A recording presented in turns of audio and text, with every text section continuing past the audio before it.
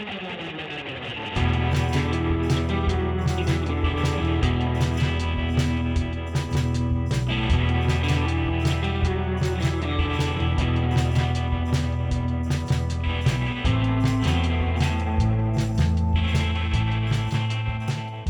and welcome to The Missing Middle.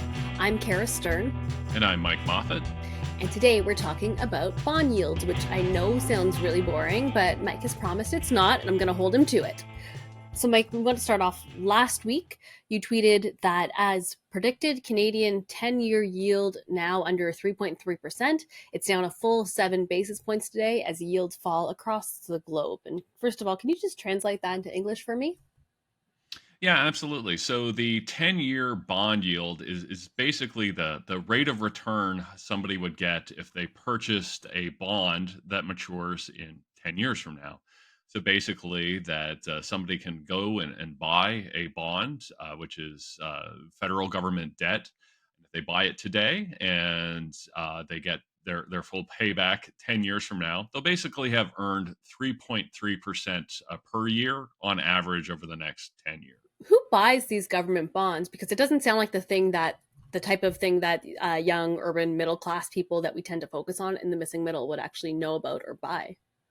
Yeah, and I think that's a fair comment that your 27-year-old worrying about paying the rent or affording a new home probably doesn't spend that much time thinking about 10-year bond yields, and they probably don't own a lot of 10-year bonds. So, what are these things and who buys them? So overall, that 70%, so 70%, are owned by other Canadian entities. So that can include the Bank of Canada itself, our central bank, but a lot of it is owned by pension funds, insurance companies, any sort of entity with big pools of cash. They're holding on to this.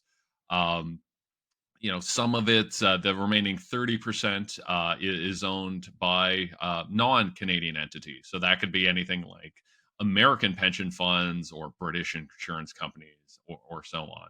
But everyday Canadians do own some of these. So if you are investing for your retirement, you might put one in your TFSA or RRSP, and that can include that 27 or 28-year-old who's saving up for the down payment on a new home.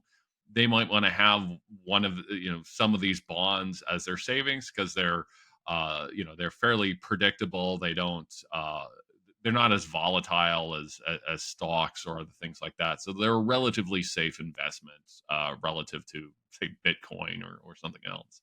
If someone doesn't own any of these bonds, like should they still care about the bond yield? Well, particularly that 27-year-old or 37-year-old who wants to buy a home, absolutely. Because what happens is that other interest rates tend to track these bond yields. So, for instance, the 5-year bond is particularly important as it tends to track 5-year mortgage rates. That we can think of there being a battle for capital between the bond market and the mortgage market and so on. So all kind of debt of the same duration tends to move in the same direction. So 5-year bond yields up, 5-year mortgage rates are sure to follow. Now it's not always one to one, and they don't necessarily move at exactly the same time, but they do move together. So the bond market and bond yields are particularly important for the mortgage market, and that could be for first-time home buyers looking to get their first home, or you've got a lot of people in Canada who have their mortgages about to renew, so they probably care what's happening to mortgage interest rates. When you say that it's dropped by however many basis points, can you, I guess, back up and just tell us what is a basis point? Yeah, I think we need to define some of these terms a little bit. So the 10-year bond was at 3.7%, or 3.70%. And we can think of that as being 370 basis points. Over the last month, it had dropped by about 40 basis points. So gone from 3.7% to 3.30%. And so that's basically where you get the uh, the 40 from. It's just a way of distinguishing between percentage changes and changes in rates. So typically we say, okay, if it's gone from 3.70 to 3.30, that's a 40 basis point drop. Okay, so it ends up being that it's kind of like plus or minus different percentages, but instead of saying percentage change, you could just take away the percentage sign and that'll give you Yeah, the answer. yeah, exactly. Because percentage gets somewhat ambiguous, right? Because you can think of a change from, is going from 2% to 1%. Is that a 1% change or a 50% change? And in some instances, it's kind of the latter. So talking about percentages can get a little bit confusing. So we just talk in terms of basis points, and it makes it a little bit clearer what we mean. So last week they dropped a lot, enough that you noted it. And so why are they dropping so much? Yeah, and the first thing to note is that this is a global phenomenon. So this is happening everywhere. It's not particularly unique to Canada. So what's been happening? Well, that we've seen inflation start to the rate of inflation start to slow across the globe. We've seen oil prices drop. So if inflation is going down, that means that central banks, whether it be the US Federal Reserve or the Bank of Canada, will sometime in the future lower their policy interest rates. And bond yields reflect that. The bond yields reflect the bond market's expectation of what those policy rates will be over the next 5 to 10 years. So it's pretty much a sign that inflation's slowing down, the economy's slowing down, so we expect lower interest rates in the future, and that's getting baked into those 5 year and 10 year bond yields, How which far in is the future are they looking? well. So it depends on the duration of the bond. So we can think of the 5 year bond yield as being almost like the market's expectation of interest rates over the average of that 5 year period. Same with the 10 year. We can think of it as being the average over the 10 year. Now it's not exactly that because there's other things baked in there like risk and so on. So it's not exactly one to one, but basically we can think of it that way. And that's why, for instance, a 1 year bond right now has higher interest rates than a 5 year bond, just because we expect on average interest rates over the next year are going to be relatively high, but on average over the next 5 years they should be somewhat lower.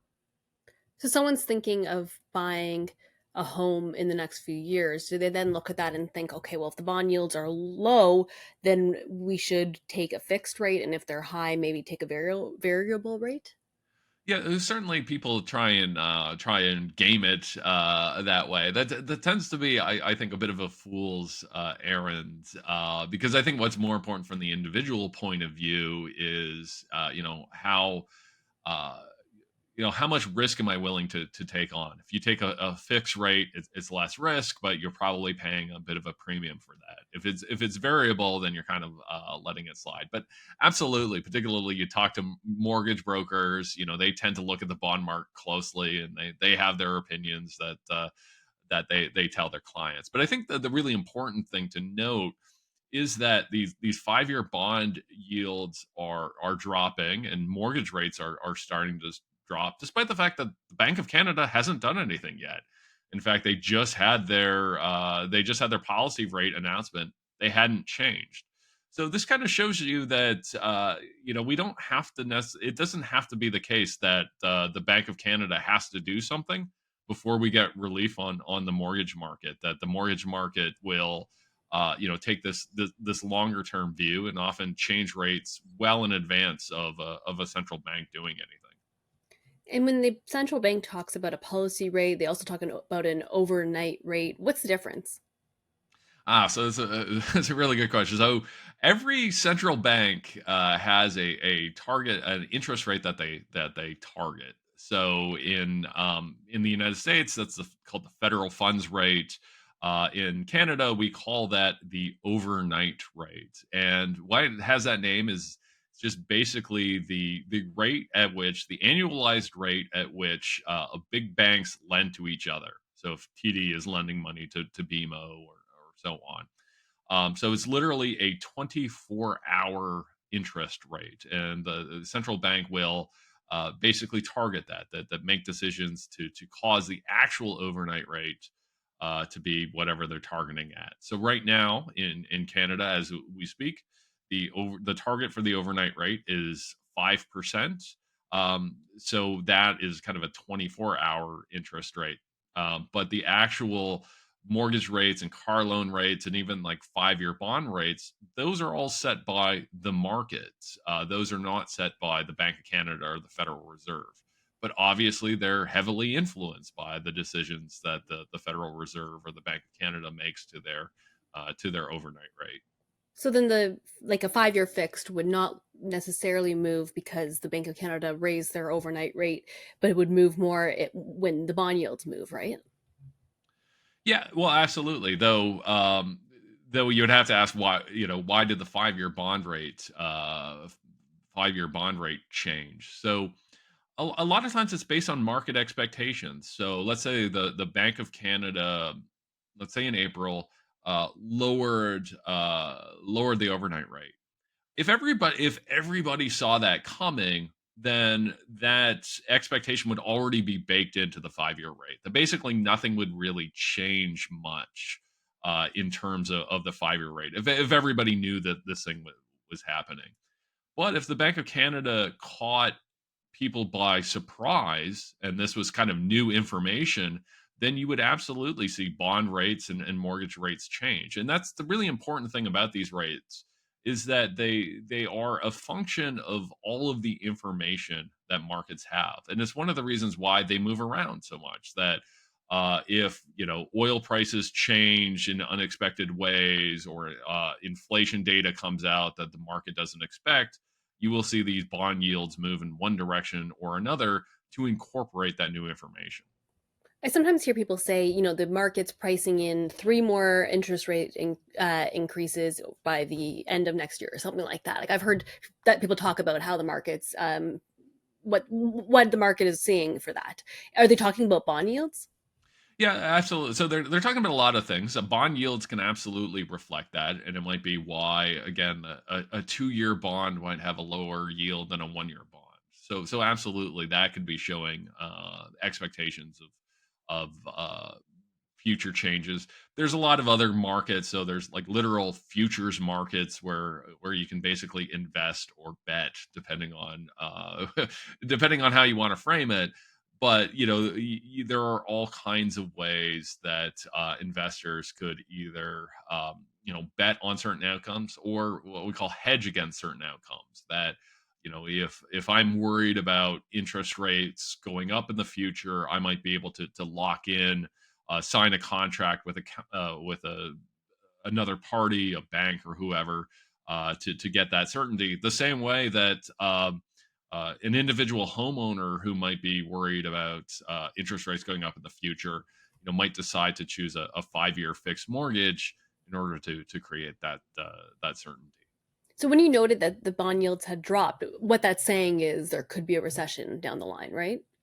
Well, that is certainly one interpretation, but it certainly is a sign that inflation's slowing down, the economy is slowing down, and so on. Which in part is kind of what we want, right? Is we absolutely want to try and get inflation down. So it's not necessarily that we want a recession, but it's certainly a sign that the slower economic times are ahead, or at least the market believes slower economic times are ahead. But that doesn't necessarily mean we mean that we're going to fall into a recession.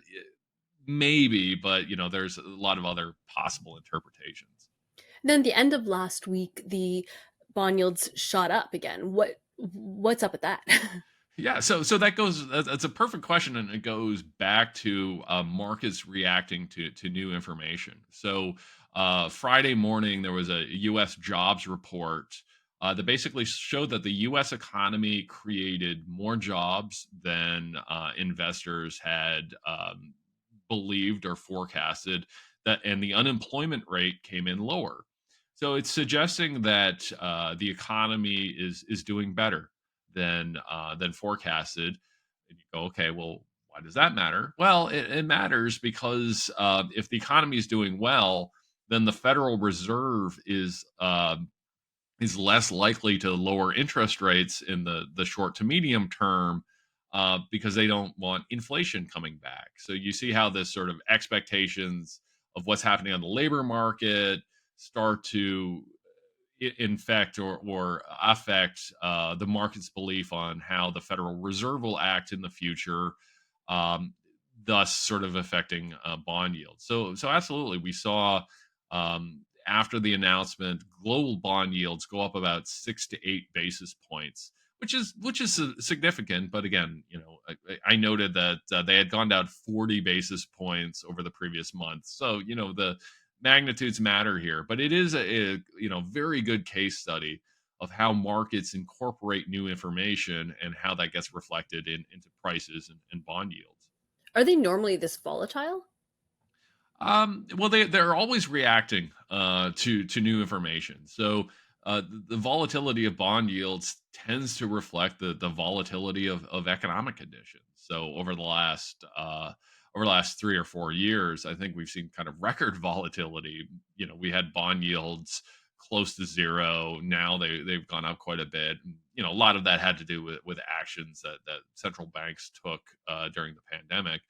But even so, they do seem to be particularly volatile right now, and I think in part it's because we're all trying to figure out what central banks are going to do next. That the consensus is that they're going to lower interest rates at some point, but nobody's really quite sure when the rate cuts are coming, and once they start, how low will they go. So in a case where everybody's uncertain about the future, any new piece of information, you're probably going to see markets react to and arguably overreact to as everybody tries to sort of figure out what's going on. So it's just a big guessing game for the future, I guess. Yeah, absolutely, absolutely. So and that's essentially part of how the bond market functions. Is it takes all of those expectations, which is a kind, polite economist way of saying guesses, and incorporates that information. All right. Well, thanks so much for watching and listening. And thanks to our producer, as always, Meredith Martin. And please like, subscribe, or leave a comment. It would really help us out a lot. And if you have any questions or you want to understand bond yields more, either now or have any other questions in the future, Mike, I'm sure you'd be happy to answer any of them, right? Oh, absolutely. This is the kind of stuff we talk about a lot in my classroom at Ivy. So happy to share that knowledge with the world. All right. We'll see you next time.